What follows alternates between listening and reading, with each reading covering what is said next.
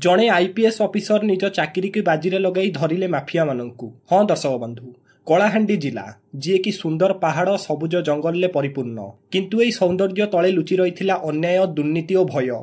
गाँवर लोक मैंने बिलरे कष्ट करी धान मांडिया चाष करी सेमानकर परिवार पेट पोषुथिले। सेमानक पई चाष ही जीवन एकमात्र संपद थिला। किंतु रातिरे जेतेबेले सेमाने काम सारी घरे सोईथांती, सेही समय माफिया माने ट्रक नहीं आसुथिले एवं धानर बोरी चोरी करी नहीं जाउथिले। चाषी माने रातिरे लाठी लंठन धरी जगी रहिले, परे जाई पुलिस को खबर देले। किंतु पुलिस स्टेशन ने पहुंचला बेलकु पुलिस कहिले कि आमे किछि करि परिबु नाही, ऑर्डर उपरु अछि, आमे किछि एथिरे करि परिबु नाही। जा सुनी चाषी माने निराश होई फेरिले। समस्तंकर भोकरे दिन कटुथिला। तापरे पुलिस रो ए कथा सुनी आईन उपरु समस्तक विश्वास हटिगला। किछि दिन पर सेही ग्राम रे नुआ जिल्लापालक प्रवेश हैला। नुआ जिल्लापाल स्निग्धा मिश्र जी कि पदभार ग्रहण कले। से थिले जणे साधारण परिवार रो झियो। पिला दिनरु से अन्याय को घृणा करुथिले। तांको मनरे सत्यर प्रति अटूट विश्वास थिला।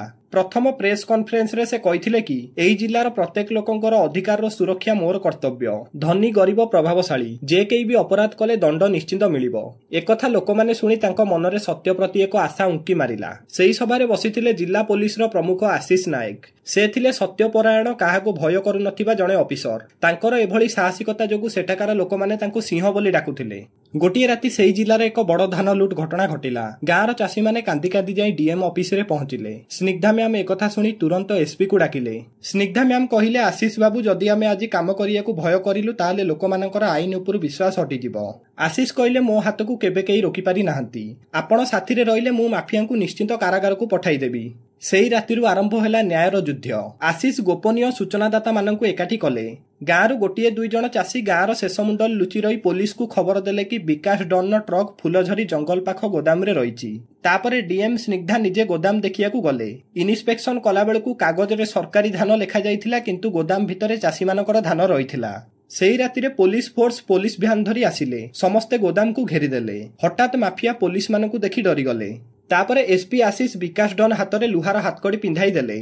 परवर्ती दिन किंतु किछि दुर्नीतिबाज पुलिस माफिया को छाड़ी देबा पई चेष्टा कले। नेता माने मध्य डीएम को धमकी देले कि तुमर ट्रांसफर करदेबू। स्निग्धा मैम दृढ़ स्वर रे कहिले, मते बदलाई पारिबो किंतु सत्य को बदलाई पारिबो नाही। मोर कर्तव्य लोकमानकु न्याय दबा।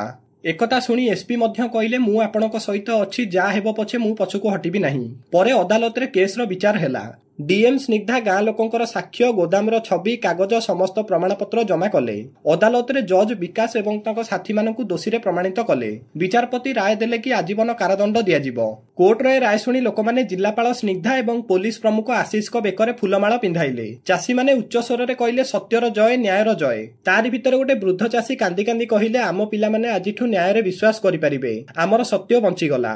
दर्शक बंधु, ए रियल स्टोरी रु आपण कोन शिखिया को पाइले मते कमेंट रे निश्चित जणाइबे। आउ एभली स्टोरी देखिया पई दर्शक बंधु आम चैनल को निश्चित सब्सक्राइब करंतु।